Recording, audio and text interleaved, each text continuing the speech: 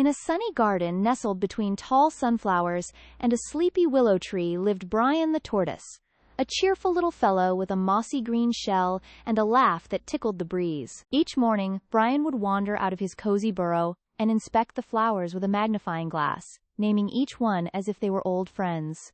"Morning, Tulipina!" "Hello, Sir Daffodil." One spring day, while rummaging through the daisies, Bryan spotted a single, peculiar bloom he'd never seen before. A glowing blue flower standing tall in the middle of the garden bed, swaying as if it had a secret. Bryan, with eyes wide and heart thumping, whispered, "What a stunning shade of blue! You're a real mystery, aren't you?"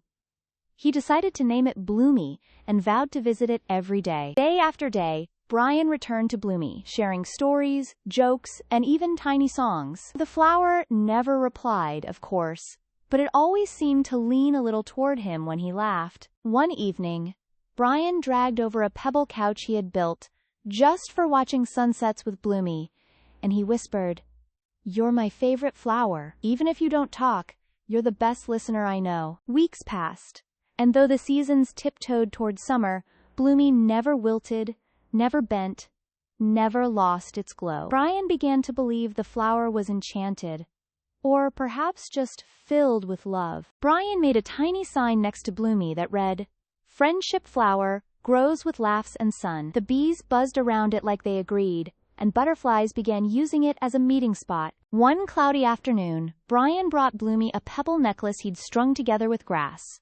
"For you," he said proudly.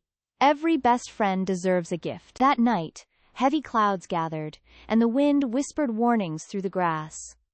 Bryan curled up in his burrow, worried for Bloomy. The storm came in roaring waves, with thunder clapping like a giant's applause and rain dancing wildly on every leaf and petal. When morning broke, the garden was quiet and damp.